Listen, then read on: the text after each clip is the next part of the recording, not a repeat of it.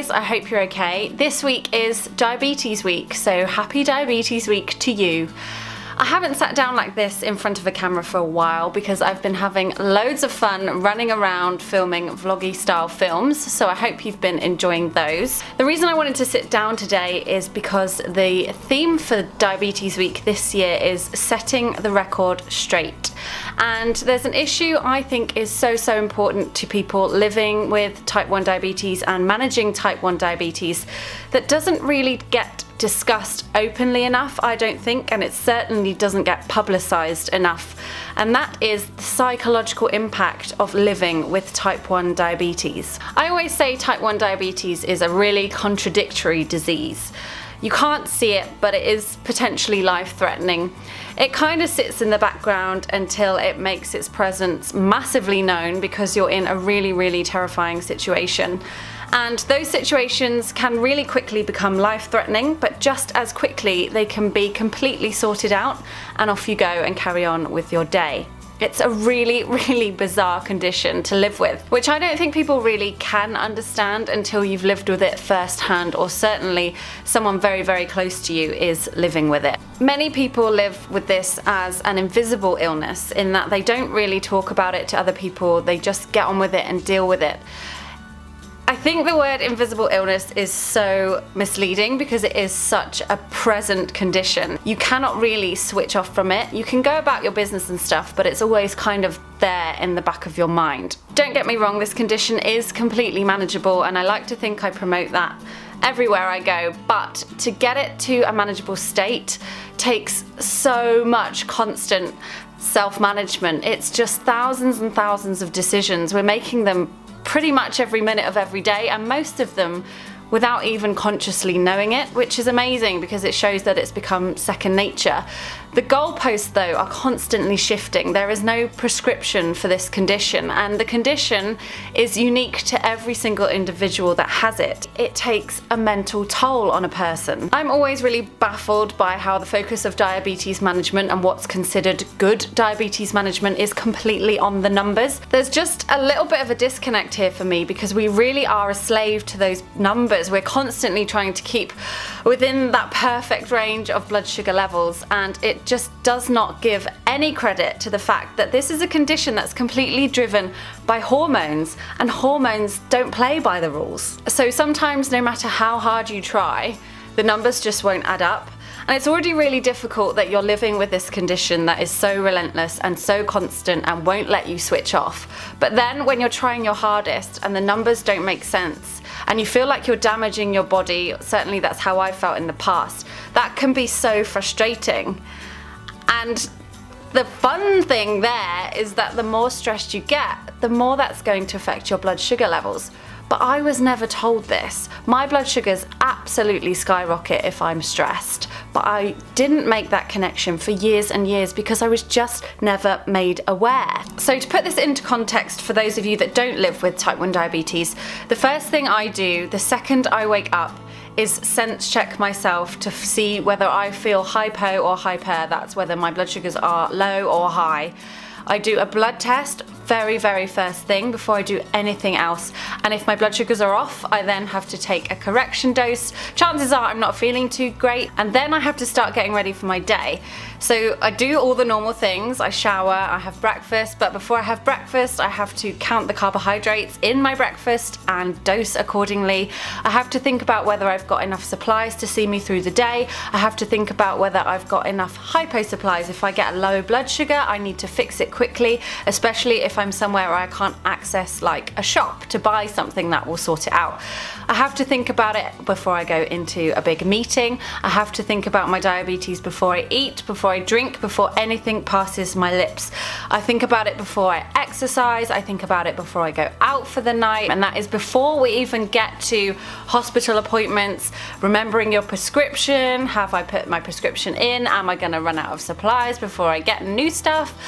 There is just a lot to think about, and so I really think it should be known that while the world's media are busy associating us with a stockpile of donuts, people living with type 1 diabetes are twice as likely to suffer from a mental health problem or an eating disorder as someone who doesn't live with this condition. My battery died! Sorry if this shot looks a little bit different. Anyway, I know there's definitely a shift in thinking around this. People are acknowledging it more, including healthcare professionals. In some hospitals there is psychological support available, but certainly in the UK our healthcare system is under huge strain, so there just isn't the services and the support there that we really need, I feel. It's definitely not the NHS's fault. You know, this is a thing that would require a huge amount of funding. I've learnt a few things along the way that have certainly helped me just manage this condition day to day and feel like I'm equipped to live with it, as well as fulfilling all my dreams and living a full and fulfilled life. So, sharing the load. This is a tricky one. I know certainly for years and years and years I was very much, this is my condition, I'm dealing with it, I've got it all under control, I'm fine. But in recent years I've let my guard down just a little bit, and I've let someone in and I've let them help me with this. Not do it for me, and obviously it doesn't undermine the fact that I know exactly what I'm doing because I've lived with this pretty much all my life. But it's just about a shared load and a shared burden, someone to chat through these decisions with, and just a little bit of reassurance. And they're certainly interested because they care about me and my well-being and whether I'm happy and healthy. The diabetes online community, chances are you are a part of it if you've made it this far through the video, whether that's as a passive reader of blogs and tweets and things like that, or a very vocal, active member of the online world. I think it's a fantastic thing, and it really can help people who feel quite isolated by their condition, because there are thousands and thousands of people living with this condition out there, but it may be that you don't physically know anyone in real life. What I would say on that tip is that it's really important to have a look through the people out there who are talking about this and find the ones that you relate to, that you connect with in some way. That doesn't mean disregard everyone else, but I don't think any diabetic is ever going to live with their condition in exactly the same way as another diabetic, because it's such a unique condition and there are so many correct and right ways of living with this thing, and no one can really tell you what that is but you. You know how you feel about certain things. So just sift through, spend some time looking through what's out there, and there's so much to be learned, there's so much shared experience to be had, and I think that really does help to just know that some other people out there, whether you know them in real life or not, are going through the same thing as you. Exercise, I talk about this a lot because for me the psychological impact that a workout has on my mental state and my general well-being is just unrivaled. I know it's really daunting for people, maybe you've been newly diagnosed, or you're not really that into fitness and you don't really know where to start, or you've stepped out of fitness for a while, and that's completely valid because exercise really will affect your blood sugar levels. So it's important to seek medical advice and professional opinion before you embark on this stuff.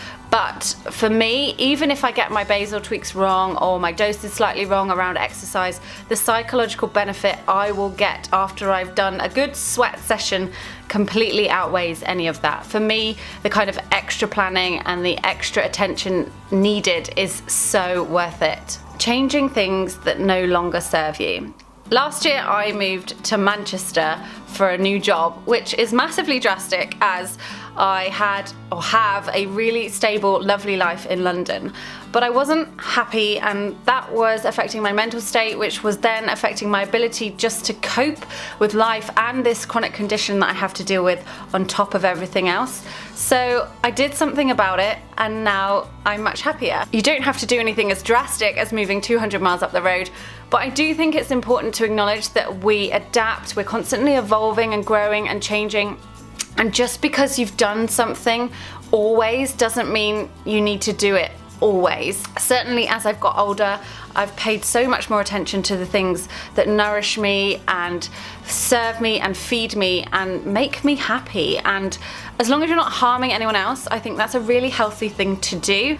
I also think this applies to diabetes management. I tend to stick with what I've been taught and told and then just kind of do that to the best that I can. But also there's other tools out there, and technology is changing all the time, and there are alternative options and choices that you have. Certainly if you're going to make any changes, you do need to seek the advice of a professional human being.